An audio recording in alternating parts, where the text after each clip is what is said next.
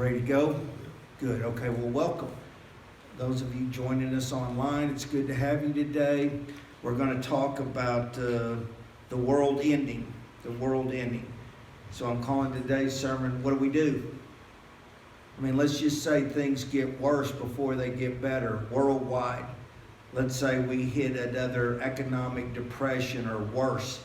This COVID thing or whatever just keeps getting worse. And then there's wars and the rumors of wars and all those things. Let's talk about these things for a minute. What are we supposed to do? What can we do? You know, people think the world's a mess. What can Christians do? What can I do as an individual? Things need to be different. They need to be better. We need to fix things. And the truth is, guys, you're just one person. The only thing you need to fix is you. Moses was one person. He made a difference in the world. Paul, one person, made a difference in the world. Jesus Christ, one person, made a difference in the world. You can make a difference in the world, but it starts with you, not what we're all going to do. You understand what I'm saying? You have to make a difference with the battle in your own life. You have to conquer what's in you, what's around you, what faces you, what are you up against. That's how, you're not going to fix anything. What can we do? Well, we're what? Waiting around for some politician to fix stuff? We're waiting around for some corporation to come in and save us? We're waiting around to not be beaten down by some other enemy? Man, the enemy seems to be us more times than it isn't. I'm talking about our own selves. The devil's out there wreaking havoc. Is he using movements and is he using misunderstandings? Of course he is. He's been around longer than anybody. Evil's been around a long time. It knows how to operate. So now we're coming to this conclusion, well, it may be the end. Well, we've heard this for years. And I'm certainly not saying it couldn't happen right this second. When Jesus decides to show up, however dispensationalist or whatever you are, it's not going to matter. When he shows up, that's the end of it. If you died today going home, he's here for you. It's over. You're done. You're out of the picture. It's no longer we and us and the world. You're gone. And if he comes and sweeps us all up or however it's going to happen, you're done. You, the individual's done. You're going to be with God for eternity or you're going to be eternally separated from God due to your own choices. But it's about you. I don't mean it's selfish, but it starts with you. If you're a parent, it starts with the dad or it starts with the mom to raise kids. Not if just one of you tries to do it, it's not as effective as it is when you both do it. But in order for you both to do it, each one of you have to be on the right page. And that's how it is with what we're dealing with in the world. Yeah, it's scary out there, but Christians aren't afraid. We shouldn't be. Yeah, there's a lot to be worried about and tormented about and in anguish and pulling our hair out about, but that's not what the Bible tells us to do. That's what everybody else does. As Christians, no matter what we face, whether we face it as an individual facing a heartbreaking illness, or maybe you're watching a heartbreaking illness from somebody you love, or maybe it's a we thing. There's a bunch of us heading off on a bus somewhere. Little do we know it's about to go over the side. So we're kind of together, but not really. It's still you. You might be the only one who survives or the only one that dies. The point is that people have these big, colossal visions of how things are going to change or how they're going to get worse or whatever. Listen, you get right with God. You stay right with God, and it's not going to help but get better. Doesn't mean you could get more poor. You could get poorer than you already are. You could lose your health insurance. You could find out you've got a terminal illness. I mean, there's a million things you might face, and you have all the money in the world. It doesn't matter unless you're right with God right there. And if you're right with God right here, you aren't going to lose. You can't lose. People go, oh man, that poor guy. They looked at Job. Oh, everything he's suffering with. We can look at the world and go, we're worse now than we've ever been. It's just we're on the verge of a catastrophe. We're right on the edge. Okay. if you're right with Jesus and you live like Jesus does, who seemed to be pretty comfortable and pretty available to everybody and pretty much in love with following the wisdom of God, he seemed okay, and he knew his end was going to be tragic. You know, the devil and the world and our flesh has got us all eaten up with fear and worry. So one reason people are scared to death of the end times, regardless of maybe losing their property or losing an arm and having to suffer, and they forget we're Christians. We're following the example and the leadership of Jesus Christ. You're not going to be left on your own. Even Jesus on the cross, when he said, "My Father, where art thou?" Why am I alone? In his spirit, he was not abandoned by God. Sometimes we feel a little bit abandoned by God. Remember how David said, "Where are you? No matter where I go, you seem to be there." But he didn't seem to be feeling him at the time he wrote that song.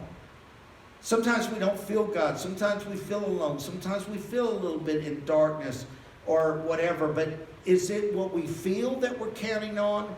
Is it what we think that we've intellectually developed a habit in our head? Is that what's important? Or is the reality of God, whether you can see him or not, living in your heart and you're trusting and you're believing in that? Isn't that the reality by which we live? And if that's true, we can face anything. We can face anything. People, well, that's easy for you to say. You haven't faced having no money. You haven't faced the loss of a child. You haven't faced...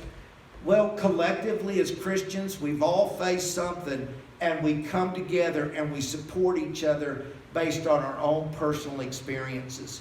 We're here to encourage each other. We're here to lift each other up. We're here to say, "I understand. I'm right there with you." Or maybe, maybe that involves dealing with certain sins or certain losses in your life or certain habits or whatever. There's people that can relate. We can work together, but we have to do it as Christians. We can't do it as worldly thinking people, or it'll just be a plan. It'll just be a formula. It'll be something else that's not going to work. If man's involved in it, it doesn't work that well. If you don't believe me, listen to everything I've just said. Play it back and listen to it again. Things are messed up. That has a lot to do with us. I've got to fix me. I suggest you fix you. And perhaps our various experiences in our life journey bring us together. And now we're a unified bunch, especially if we get more and more people. We're more unified. We're more supportive. We're more empathetic. We can walk together. We can march together. We can lift each other up. Amen. And that's so important in a world we live in where literally Christians are concerned about whether it's the end or not. I don't want to say who cares, because I don't want that. That sounds belligerent and egotistic, and I'm not saying that at all. It is something to be concerned about. You want to take care of your children and people that need help, and yourself maybe because you are messed up yourself. I don't know. I'm not belittling the coming of Christ.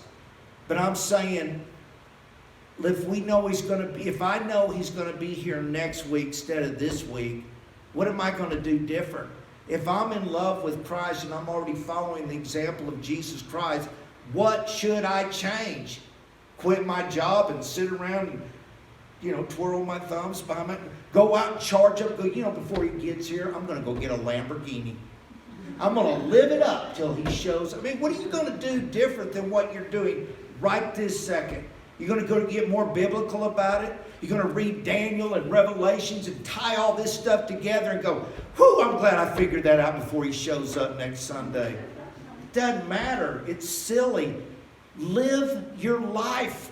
Whether things are good, whether things are tragic, live your life for God. If he's really touched your heart and began to change your mind and transform your spirit, what are you so worried about? What's the big deal? What checklist have you not gone over yet? Live your life for God. If you're a believer, do what you need to do to get through any day, any minute, any hour. I think there's some people so obsessed with the second coming of Christ, they're kind of messing the church up at large. because they're making books and they're doing all these, and it never happens. So now people are going to start thinking, well, it's never happened so far, so it's never going to happen. That's not true either. It will happen. Quit misguiding people so you can have a little bit of money in your pocket. Start living for God. That's all. People go, well, that's easy. It doesn't seem too easy for me. I'm an individual. I've got to work out my own salvation. What about you? Anybody here have a master's in theology? You figured it all out. You are on top of the world. You're so close to God. How about you just work on you, kind of getting yourself together a little bit, maybe getting a little closer, a little bit more comfortable, a little bit more personal with your God. And don't be shocked if he says to you sometime, like he said to me after I was at home and I couldn't do anything after my accident. I was in limbo at home. I couldn't even walk. I had to get in a wheelchair.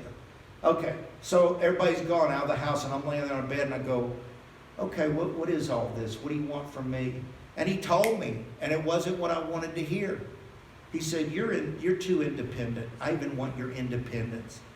And I said, yeah, but God, I thought you set me free. I thought the truth set me free. He goes, no. I'm still in charge of everything, even your freedom, even your independence. Quit glomming on to what you think and what you want, what you feel. I want it all. I want everything. I wasn't expecting that, but you know what? It was the truth. I hadn't given him my independence. I actually enjoyed my independence. Still do. Still struggling with going, yeah, it's your way, not my way. Because when things are simple, it just seems like you just do whatever. But you can trip yourself up doing too much of your whatever. You just need to do whatever God tells you to do. And if he tells me to do something that he doesn't tell everybody else to do, it's not my business to try to get everybody to do what I'm doing because God told me to do it. He's got something you can work on about yourself. That's what we should do. Just work on me. All I can do is get on my knees and pray for our government. Pray for our president. That's all I can do. It says to pray for leaders. That's what I can do. I can't go up there and write him a letter or do anything. I'm just one little bitty speck. I don't even know if my vote counts anymore. I don't know. But am I going to trust that they're going to figure it out and fix it? Or am I going to trust God? He's the king I report to. He's the president of my life. He's the one who tells me to get in line with my government. He does that. That's from this book. That's not something I made up in my own head. I live according to the Word of God. So my first point is live as we have been taught. Whether we don't know when God's coming back or when, and it's going to be horrible, and I don't want anything to happen to my children, and blah, blah, blah, blah, blah. What are you going to do? You got to live according to what the Bible tells you to do, according to what Jesus preached about on the Sermon on the Mount. You don't have to worry if it's effective or not. It's not your job to go, well, I've done all that and I'm still miserable. Stop being miserable. That's just in your head. Stop dreading everything. What's the big deal? You're going to be dead. Live like you're happy, because you are. If you got God in you, you need nothing. You don't need more money. You don't need to plan your retirement. Believe it or not, God will work all that out for you. It's hard to believe, but God's got a plan for your life. Just because you don't know what's around the next corner doesn't mean God doesn't know. If you're a Christian, you should trust him. Now, people get upset when you say trust him. Oh, that makes you sound like a pacifist. Oh, you don't want to do anything. Well, I'm trusting him if he says you need to protect your family, or my instincts tell me somebody's breaking in the house. You better do something about it. I don't really have time to pray about it. I'll probably just react like any human being and protect my family. You people do things I don't even think about it. Right? Haven't there been stories of kids trapped under cars and pregnant mothers go over and lift that thing up and the kid crawls out? I mean, who knows? We react because we're human. We can do it. But if we're in love with God and we're trusting he'll follow us, why do we have to be such control freaks, not just about everybody else, but even about our own future? We don't know. You might as well enjoy today, because you have no idea what tomorrow's going to bring. And I'm not talking about live laugh and be merry kind of an attitude about just kind of hiding and being stupid. I'm talking about being a responsible human being, a responsible believer in God. Of course you should love your neighbors. If you have a problem with your neighbor, you need to identify it and deal with it. If you have trouble with people at work or your own children or whatever, man, that's a spiritual opportunity for you to get your act together and respond more like Jesus than your rotten flesh, and maybe things will come out. They'll turn out right for you. You know why? Because God's in charge. He's got your back. Am I making any sense? Okay, good. Well, so first thing I would say is the Bible teaches us, so what do? Things are going to get worse. Well, the Bible says, count it all a joy when you face various trials. That's what it says in James. My brethren, count it all a joy when you face various trials, knowing that the testing of your faith produces patience. But let patience have its... Do you realize God's even using the fear of His return and the devastation of the world and these rotten diseases that are floating around? Do you know God even uses those as trials? That instead of we're to gloom and stick our head in the sand and just, well, it's horrible, I just want to die. You know what God's saying? If you'll trust me, if you'll count it a joy, because I'm in charge of your life and I'm going to help you discover me through what you go through. If you look at that with joy rather than dread, I'm going to change your life. I'm going to make you better. I'm going to make you more patient. I'm going to make you more knowledgeable. I'm going to make it to where you're going to really have a relationship with me, and it's not going to be this headache and this uphill climb that you've convinced yourself it is. It's going to be joyful. Just count it a joy. Well, how do I do that? In faith. Exercise it through your faith in God. Do you believe Him or not? Do you believe His Word or not? Do you read enough of His Word to even know what it says?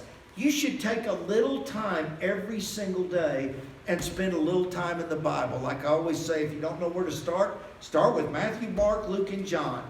That's about Jesus, and that's pretty much the top of the cake. You can work your way down from there. Another thing he says is, if I'm not mistaken, in Philippians 4:6-7, he says, don't be anxious about anything. Now that's interesting. He's saying, don't worry about anything. And we're like, well, I got to worry about something. No, you don't. Worry is an illusion, a trick from Satan. You know what he's trying to do? Get a foothold in you. Because once you panic, once you're worrying, once you're scurrying around, try to solve your problems and everybody else's problems, that foothold's been gained. And now it's going to get a little bit worse, because if anybody can take an inch and turn it into a mile, it's Satan. It's evil. It's lies. It's believing something that is not the truth. Now, I'm saying all this so quickly, a lot of people aren't really listening to what I'm saying. This is not simple Christianity. I haven't said anything that's simple to do, but it's everything we should do. Count it a joy when you face trials. Don't go into your gloomy mood. Well, I'm in the habit of being gloomy. My mother was always gloomy. You want to be miserable? Start counting things of joy that make you miserable, because God's working your life. Number 2, don't be anxious about anything. Don't just start worrying and fretting. It says several times in the Bible, do not fret. Don't worry. Don't be anxious. You're trusting God. Well, literally, you need to step off and trust Him. It says He'll give you a peace that passes understanding. No matter what, I know you think my problem's worse. My thing is confusing and difficult, and it's worse than anybody else's. I wouldn't want to say that to anybody, but my problems are really bad. They're not bad compared to God. You've got to let go of being, maybe you're a control freak, maybe you're a busybody, maybe you live for problems because it makes you feel like you're something. I don't know what the deal is, but look at it like this. Remember when Adam and Eve were told to name the animals? They seemed to name them pretty appropriately. I don't know what they came up with back then, but okay. Did you know it's important for you to name what the problem is? To hold yourself accountable to what your issue is? Instead of acting like, well, my whole family's worried about it, so I'm worried about it. I'm a mother, it's my right to worry about my kid. Or I'm a dad, and it's my right to worry about money. None of this is true if you're a Christian. Sorry, let it go. You've got to put it in the hands of God. Boy, people hate that. They go, well, not this particular thing. Yeah, everything. It's either everything or you're just playing games. He's either everything or he's not. You're either really trusting him with your life and everything, even illnesses and children's illness. Either you're trusting God and counting it joy and not worrying about it, or you're just playing games. Man, it's time to grow up and go, I'm in. I'm in. And there's nothing I'm saying right now that cannot be proven in Scripture.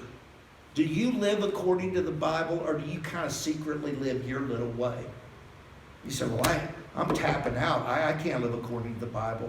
It's like the guy here in the sermon about lusting. You know, Jesus said, if you lust in your heart, you know, it's like you've actually done the crime. And some of the guys are like, I'm tapping out. That's too much. I'll never quit doing that. I'm out. Well, you're not out. You just got to examine what the problem is and get in a little deeper. Somebody goes, well, I'm a gossip. I just can't help it. I love to gossip. I love to read gossip. I love to talk gossip. I love gossip. I got to have it. Okay, well, there's a problem. You need to identify, you know what? I got a problem. I'm a little selfish. I'm a little bit of a busybody. I'm a little bit interested in things I'll never be able to do anything about. You know what? If it's something that God's convicting you of a sin, you need to figure out how to get over it. I guess what? If you name it correctly, he's going to start helping you deal with it correctly. But if you keep fooling yourself like it's something else, you're never going to deal with it. You're always going to wonder why it can't be fixed. Identify the problem. Name it. Let God begin to help you with it. Okay, those are two things. Another thing, Matthew 24, 6 through 13. You will hear of wars and rumors of wars, but see to it that you are not alarmed. Such things must happen, but the end still has to come. Nations will rise against nation and kingdoms against kingdom. There will be famines and earthquakes in various places. All these are the beginning, like birth pains. Something's going to happen. Hey guys, the media has done such a good job of elaborating every negative thing that happens. It's almost wars and rumors of war. Everything's wrong. The shoe's always going to drop. Everything's negative. Nothing's ever positive. And man, Jesus said, be alert. Those days are coming. So what do we do in the meantime? We live what we learn. We learn from the Word, and that's all we can do. You say, well, that just seems too self-centered. You're zeroing it. No. If you do it, and I'm doing it, and another person's doing it, there's 3 in the same army, 4, 5, 6, 7, 8, 9. One person with one person with one person, you're building an army. Will it be organized? Perhaps someday, since there are gifts that God gives Christians. He gives them pastors. He gives them evangelists. He gives them apostles. He gives them teachers. There are gifts God does to organize things. It's all mentioned in Ephesians chapter 6. If you just find your way with God, He'll get you where you need to be, and eventually you'll be playing you'll be doing your job as a soldier or whatever. You'll know it. It'll get that way. I mean, I'm not saying, it's just about you and God and nobody. I'm saying it's about you and God, and then as He brings somebodies into your life, either those that don't see the light and those that do, you'll know what to do. You'll know how to be. You'll know how to live. It's not any different than right now. Could we be in a barn right now in dirt in the air because there's no air conditioning, there's no light, the government's out to get us and we're meeting in a little bitty house? Could happen. It's happened a bunch of times before. People have been trying to destroy the Bible and God for centuries. Still it prevails. Just because we live in our country, we think, oh, nobody else is suffering. They're suffering, we might suffer. Maybe we're kind of suffering right now. I don't know. What do? We live according to God's Word. We still count it a joy. We're still not going to worry about things. We're still not going to be worried by what man can do to us. They can kill us. Like it says in another verse here. Let's see, it says in Matthew 26:28, it says, do not be afraid of them. For nothing is hidden that will not be revealed, and nothing is secret that will not be made known. What I say to you in the dark, that's what you tell people in the light. And what is whispered to your ear, proclaim from the housetops. Here's the important part. Do not be afraid of those who can kill the body, but cannot kill the soul. Instead, fear the one who is able to destroy both soul and body in hell. And we're reporting to God. We don't need to be afraid of people who all they can do is kill our bodies, because we're going to live with God forever. We're here temporarily, but our destiny is eternity. We have to live like we're eternal people today and quit living like, well, I got to get through today. I got to get through tomorrow. Just calm down. Come to the Lord. I will give you rest. My yoke is easy. My burden is light. Come. Take it easy. It's going to be okay. People go, well, that's irresponsible living. Not if you're trusting God. Not if you're listening to God. Not if you're speaking to God. It doesn't matter what your job is. It doesn't matter what your plot is physically, whether you're very healthy or you're not, whatever. The thing is, you still have God leading your life, directing your paths, guiding you, and He will not fail you. He will not let you down. Okay. So as believers, let me see, I may be all the points I covered today. I actually got 3. That was just point 1. Don't worry. Don't fear. And count it all joy when you face trials instead of sticking your head in the sand and freaking out.